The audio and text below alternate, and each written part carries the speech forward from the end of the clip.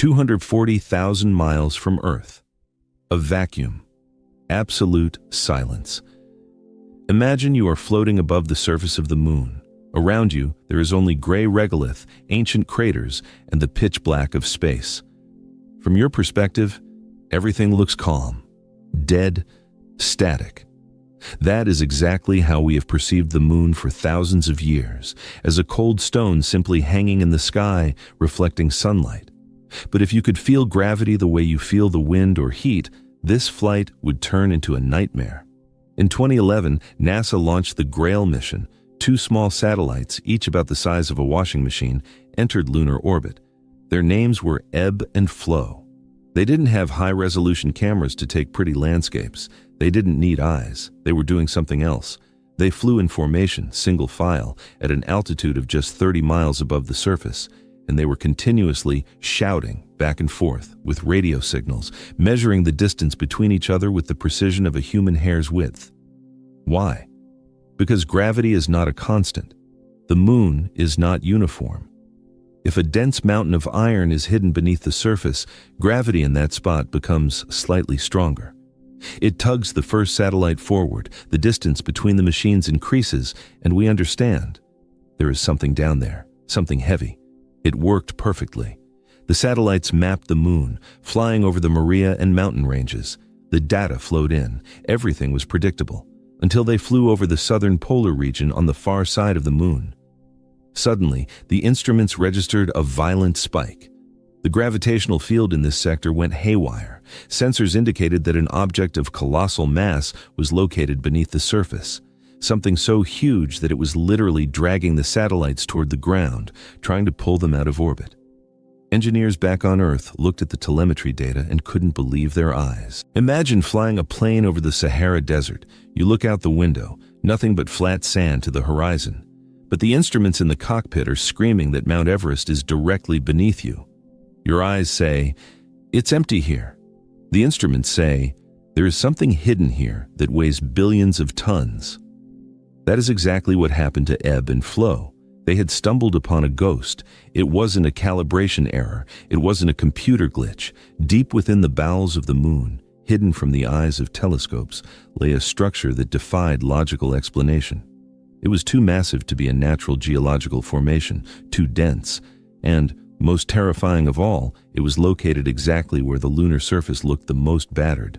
Scientists began cross-referencing maps. They overlaid the gravity data onto the topography, and when they aligned the 2 images, the map of the surface and the map of what lay beneath it, the puzzle clicked into place. The invisible hand of gravity was pointing to a specific location, a place we call the South Pole Aitken Basin, and what they discovered there made the scientific community hold its breath, because this changes everything. Let's return to Earth for a second. When you step out onto your balcony at night and look at the full moon, you see the same face, always. Due to tidal locking, our satellite rotates on its axis at the exact same speed it orbits the Earth. It is a perfect cosmic waltz that has lasted for billions of years. We are used to this face. We gave names to the dark spots, the sea of tranquility, the ocean of storms. It is a romantic, almost smooth picture. But it is a deception. The moon has been hiding its back from us, and, like many victims of violence, the scars are found exactly where no one can see them. The far side of the moon is a completely different world. If the visible side looks like a plain with occasional hills, the far side is a mess. It is a geological graveyard. There isn't a single clean spot free of craters. It looks as if someone had been blasting it with a shotgun at point-blank range for an eternity. And amidst this chaos, there is one feature that stands out even from space: the South Pole Aitken Basin. This isn't just a crater. The word crater sounds pathetic here. This is a gigantic depression that stretches from the South Pole almost to the equator. It is the largest, deepest, and oldest impact structure on the moon, and one of the largest in the entire solar system. To give you a sense of the scale of this catastrophe, let's overlay this crater onto a map of the United States. Imagine one edge of the crater is in New York City. The other edge would be in Dallas, Texas, a distance of nearly 1,600 miles. It is a giant hole that would swallow the entire East Coast and half the Midwest. It is a scar covering a quarter of the entire lunar surface. But it's not just the width that is terrifying, it's the depth. The floor of this basin plunges down 8 miles. For comparison, the deepest point on our planet, the Mariana Trench, is about 7 miles deep. You could take Mount Everest, place it at the bottom of this lunar crater, stack Mount Fuji on top of it, and they still wouldn't reach the rim of this pit. It is an abyss. Scientists have known about the existence of the Aitken basin for a long time. We saw it on grainy images from the Soviet Luna 3 probe back in 1959. We knew that billions of years ago, something incredibly large crashed here. But we thought the story ended there. Impact, explosion, crater, full stop. Geology is a slow science. However, the gravity data showed that we were deeply mistaken. We looked at this crater and thought it was empty, that it was just a divot in the rock. We were blind. Right beneath the center of this colossal depression, under miles of fused regolith, instruments found an anomaly. The gravitational signal was so powerful that it didn't fit into any models. Imagine digging in the sand on a beach with a plastic shovel and hitting a concrete bunker. That is what happened here. Beneath the crater floor lies something dense, something heavy, and it is pulling everything around it toward itself. For a long time, these were just strange numbers on monitors in Houston. Scientists scratched their heads. Measurement error? No, the signal was too stable. A quirk of the crust? No, the crust is actually thinner there due to the impact. And then, a team from Baylor University decided to calculate the mass of this something. They fed the data into a supercomputer to model how much metal would need to be hidden down there to create such gravity. When the computer spat out the result, they thought the software had broken, because the number that appeared on the screen was beyond comprehension. 2.18 quintillion kilograms. That's nearly 5 quintillion pounds. When the lead author of the study, Peter James, saw these data, he checked them again and again. In physics, such numbers usually mean an error in the equation, an extra zero, a misplaced decimal, because a quintillion is a 1 followed by 18 zeros. So our brains, accustomed to counting salaries in thousands or millions, can grasp this. Let's visualize it. Imagine the big island of Hawaii. It is a massive mountain of land rising from the Pacific Ocean, covering over 4 square miles. It holds volcanoes, cities, forests. It is a colossal mass of rock. Now, imagine that this island is not made of porous volcanic tuff, but of solid, cast metal, an iron-nickel alloy, heavy, cold, incredibly dense. Now, take this metallic island and multiply it by 5 gigantic metallic continents, and bury them underground. That is the mass hidden beneath the South Pole Aitken Basin. This isn't just a vein of ore. This is a monster. It is a foreign body of such size that it effectively alters the shape of the celestial body itself. Here is a fact that is truly terrifying if you think about it. Take all the iron that humanity has mined in its entire history, all the swords of the Roman legions, all the tanks of World War II, all the skyscrapers of New York, Dubai, and Shanghai, all the ships, all the nails, all the cars. Pile it all into one heap. That heap would look like a pathetic grain of sand compared to what lies beneath the lunar surface. We are talking about a mass that is thousands of times greater than all the metal reserves we have ever touched. And this mass works like a giant anchor. The gravity of this object is so monstrous that it literally drags the crater floor downward. Imagine a stretched trampoline. If you place a ping-pong ball in the center, the trampoline stays mostly flat. But if you place a bowling ball there, the mesh sags all the way to the floor. The anomaly under the Aitken Basin is that bowling ball. According to scientists' calculations, the crater floor is pulled inward half a mile deeper than it should be by the laws of geology. Just think about that. Half a mile down. The gravitational force of this hidden structure has kept the lunar crust in constant tension for 4 billion years. It won't let it spring back. This creates a strange paradox for any ship flying over this spot. You are first jerked violently downward and then released. Apollo pilots called such places maskins, mass concentrations. but this mascon is the king of them all. When Peter James published these data in geophysical research letters, the scientific world split into two camps. Some said it was impossible. Others asked, where the hell did that come from? The moon itself is quite light. It has a small core. Where did a chunk of metal weighing quintillions of tons come from in its upper mantle? It couldn't have grown there naturally. Geology doesn't work like that. That means it came from outside. And here we come to the scariest conclusion. If it came from outside, we aren't just looking at a metal deposit. We are looking at a murder scene, or more accurately, at the murder weapon that was left in the wound. To understand exactly what happened, we need to rewind time. Back 4 billion years. Forget the calm, orderly solar system you saw on school posters. The early solar system was a shooting gallery. It was a billiard table where balls the size of continents slammed into each other at insane speeds, shattering into pieces. The moon was young then, hot. Its crust had only just begun to cool, and in that moment, a shadow approached it. Scientists believe the object that hit the moon was not an ordinary asteroid. An ordinary rock would have simply vaporized upon impact, leaving a crater. No, this was a protoplanet, a huge chunk of an unformed world with its own heavy metallic core. Picture this moment. You are standing on the surface of the moon. You see the sky blacked out by an object the size of a large state. Impact.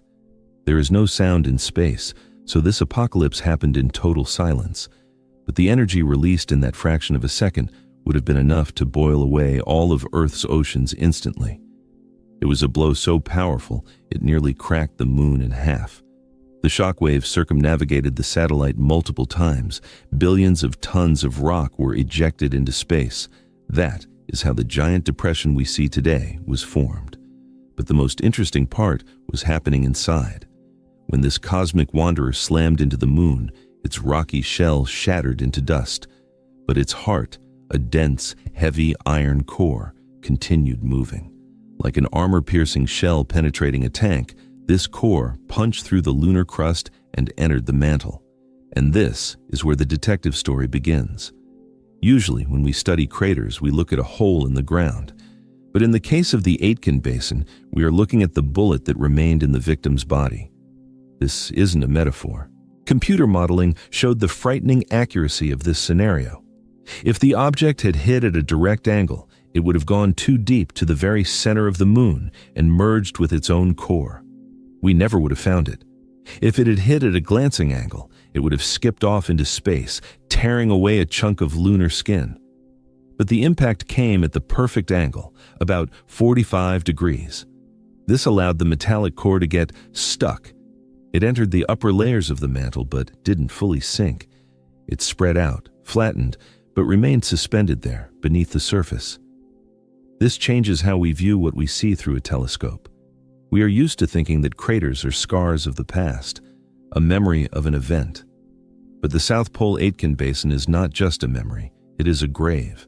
That object, that protoplanet which could have become a second Mars or Mercury, is lying there now, crushed, melted, but still existing. Its metal has now become part of the moon. This isn't geology, it's ballistics. We are looking at an X-ray of a skull with a piece of shrapnel lodged in it, and that shrapnel weighs quintillions of tons. But as soon as scientists accepted this theory, they faced a new problem. A problem that makes physicists bite their lips nervously.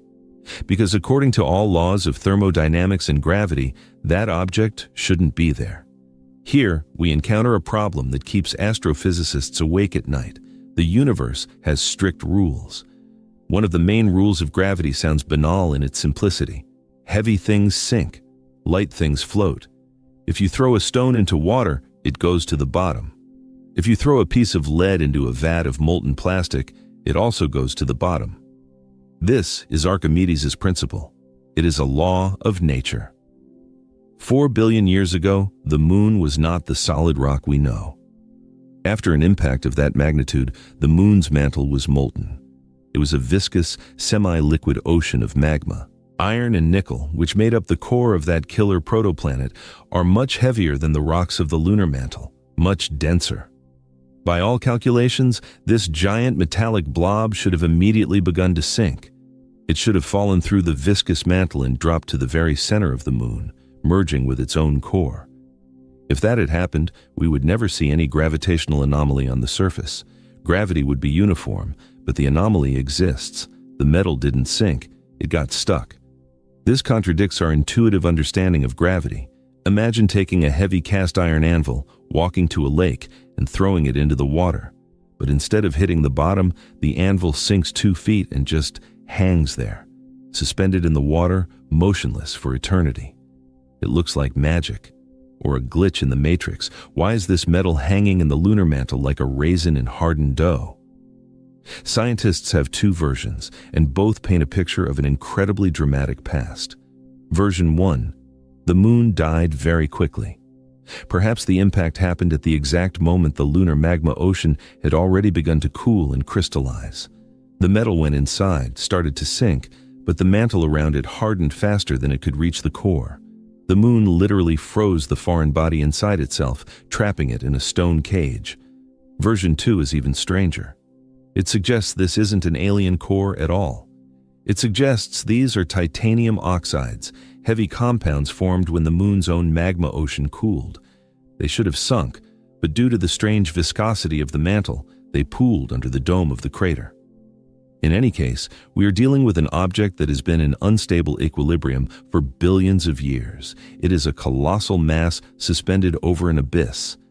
Imagine the tension in the rock holding this weight. It's like holding a concrete slab with outstretched arms for your entire life. It is this tension that creates the gravitational pit the satellites detected. The moon tries to pull this chunk inward, but the crust won't let it go. We looked at this standoff between gravity and geology and didn't understand what we were seeing. We needed glasses that would allow us to look through hundreds of miles of rock. We needed a planetary-scale X-ray. And the amazing thing is, humanity, without even knowing it, built that X-ray. The Grail mission was one of the most elegant gambles in the history of spaceflight. Usually, to know the composition of a planet, we drill. But we cannot drill the moon to a depth of hundreds of miles. So, engineers decided to use the moon itself as a laboratory instrument. The idea was simple and brilliant. Launch 2 spacecraft ebb and flow into the same orbit. One flies ahead, the other follows exactly behind, at a distance of about 120 miles. They were tied together by an invisible thread, a radio signal. What's the point? When the first satellite approaches a zone of high density, for example, our metal monster under the Aitken basin, the excess mass pulls it slightly harder. It accelerates. For a split second, it runs away from its partner. The distance between them increases. Then, when the first satellite passes the anomaly and the second one approaches it, the second one gets pulled forward. The distance shrinks. It's like playing an accordion. The satellites drift apart, then snap back together. The entire mission depended on how accurately we could measure this breathing distance. And the precision the engineers achieved borders on science fiction. They measured changes in distance with an error margin of less than 1 micron.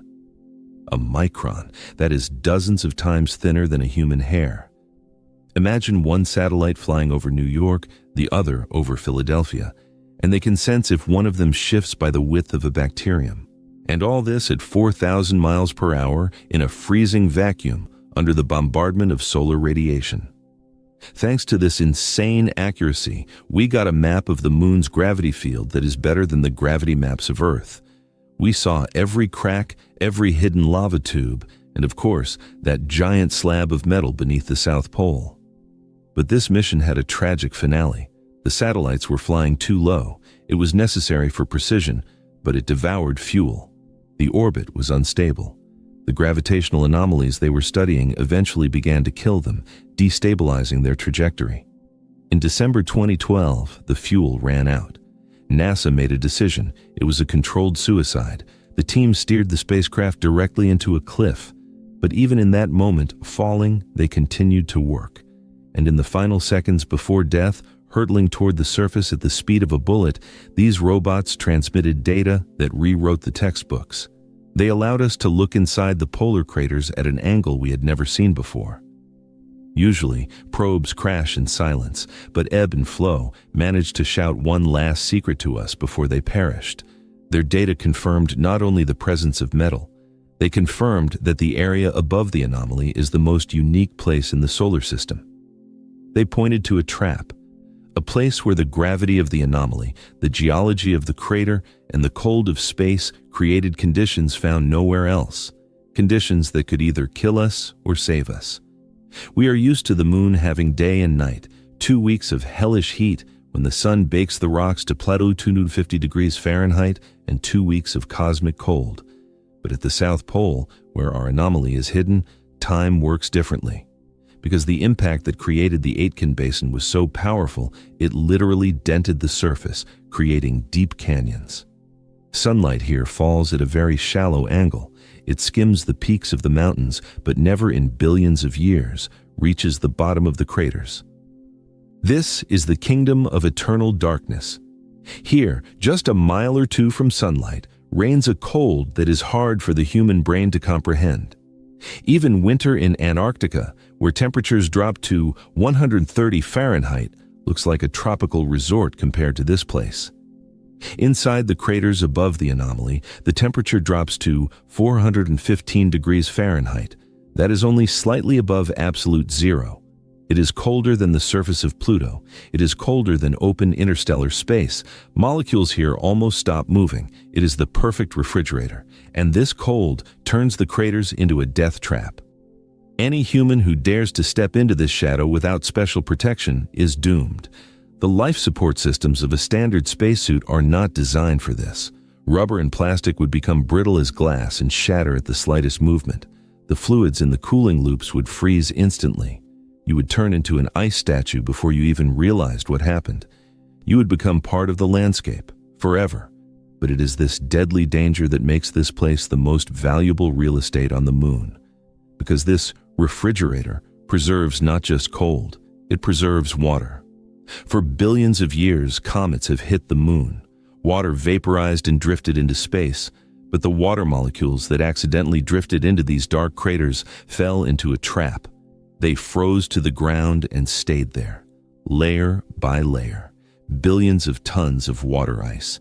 This changes the entire strategy. Before, we looked at the moon as a dry rock. Now we know, directly above a giant metal slab lie giant reserves of water. It is the perfect combination. Metal below, resources for construction, ice above, water to drink, oxygen to breathe, and hydrogen for rocket fuel. The anomaly under the Aitken basin is not just a scientific curiosity. It is a ready-made gas station. It is a ready-made factory. It is the perfect beachhead for expansion. Whoever controls this point, this crater with metal and ice, will control not just the moon. They will control the path to Mars and beyond. Washington understands this, Beijing understands this, and Moscow understands this. That is why scientific interest has suddenly shifted to a feverish rush. The quiet offices of astrophysicists have emptied, and politicians and generals have entered the game. Look at a map of the 20th century moon landings. All 6 Apollo missions landed in the equatorial zone. Soviet rovers also roamed the sunny plains. Why? Because it's safe there. It's bright, flat, and there is direct radio contact with Earth. But now, the rules of the game have changed. If you open the plans of modern space agencies, you will see a strange picture. No one wants to go to the equator anymore. All the arrows on the maps of NASA, the China National Space Administration, and Roscosmos point to one spot, down to the South Pole, to where the anomaly lies. China made the first move. In 2019, the Chang'e 4 probe achieved what was considered impossible, a soft landing on the far side of the moon. And do you know where it landed? Right in the von Karman crater. That is inside the South Pole Aitken basin. The Chinese were the first to touch this mystery. Their U-22 rover drove right over the roof of the metal bunker hidden beneath. The U.S. responded immediately. The Artemis program is not just a repeat of Neil Armstrong's success, it is colonization. NASA openly states, we are going to the South Pole. We are going to build a base there. India successfully landed its Chandrayaan-3 craft in the polar region. Russia attempted to send Luna 25 there. It It looks like the gold rush in the Wild West, or the carving up of Antarctica. Only the stakes here are higher. The media tells us about science, about studying the origins of the universe, about peaceful cooperation. But let's be honest. When superpowers spend billions of dollars to stake a claim on a patch of lifeless desert, it's not about science, it's about control. Officially, they are looking for water to hydrate astronauts. Unofficially, whoever reaches the anomaly first and entrenches themselves on the rim of the Aitken basin gets the keys to the solar system. It is a strategic high ground. Imagine the Strait of Gibraltar or the Suez Canal. Whoever holds these points controls world trade. The Aitken basin is the Suez Canal of the future. It is the only place where you have energy, water, fuel, and metal in one package. If China builds a base there first, they can refuel their ships right in orbit. They won't need to haul heavy fuel from Earth, fighting Earth's massive gravity. This makes spaceflight 10 times cheaper.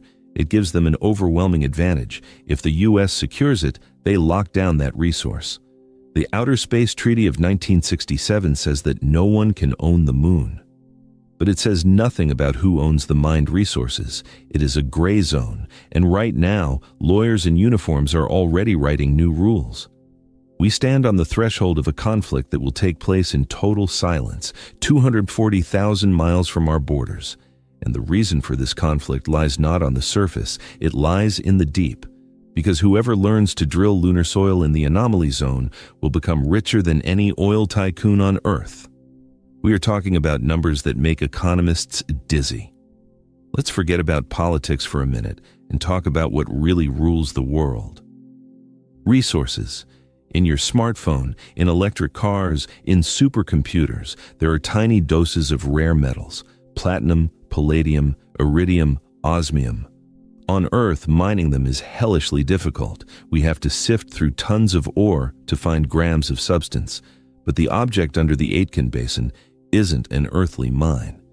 If our theories are correct and this really is the core of a dead protoplanet, then it doesn't just consist of iron. Planetary cores work like centrifuges. During formation, heavy elements sink to the center.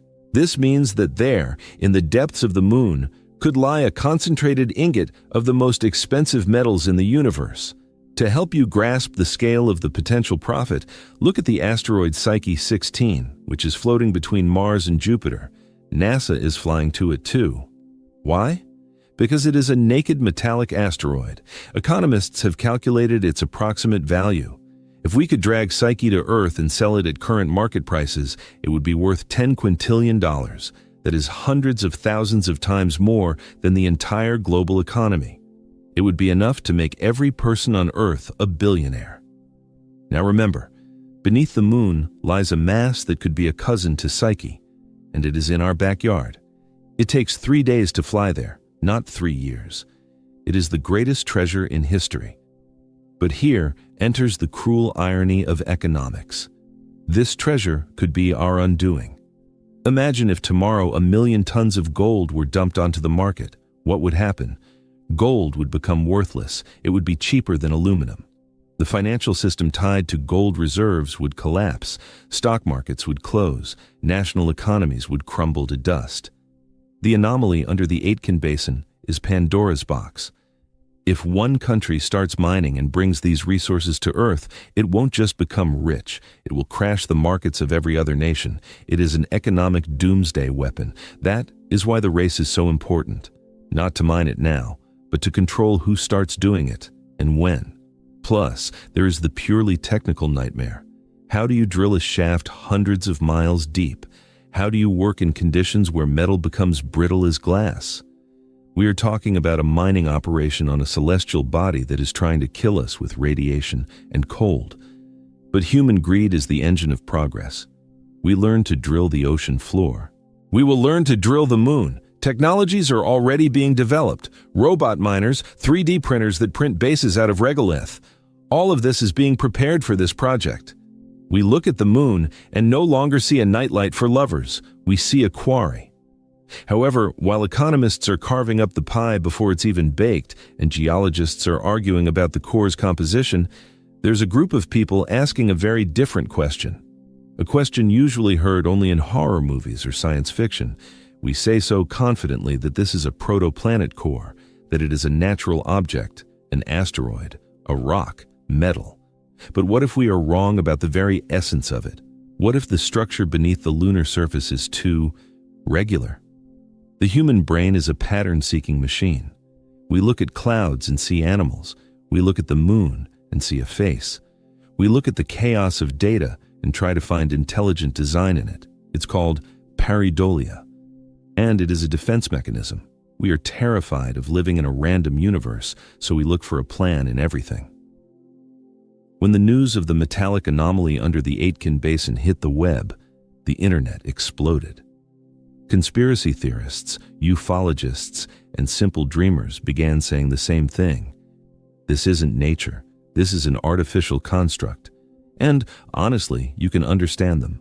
A huge metal slab, regular shape, hidden on the far side of the moon where we couldn't look for millennia, protected by miles of rock. It sounds like the opening of a classic sci-fi novel. Could it be an ancient ship that crashed millions of years ago? Or a bunker left by a civilization that was here before us? Or a surveillance base? Unfortunately, physics is a heartless science. It smashes these dreams against the rocks of reality. The mass of the object is 2 quintillion kilograms. To build a ship of that weight, you'd need to dismantle a couple of planets. The crater's age is 4 billion years. No metal created by a mind could withstand such pressure and time. But there is one coincidence that sends shivers down the spine. In 1968, long before the Grail mission, long before the discovery of the Aitken basin, the movie 2001, A Space Odyssey, was released. Arthur C. Clarke and Stanley Kubrick told a story about humans finding a strange object on the moon, a black monolith.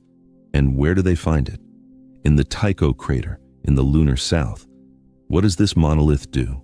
It creates a powerful magnetic anomaly that humans find using scanners. Reality frighteningly copied fiction. We actually found an anomaly. We found it almost exactly where Clarke predicted.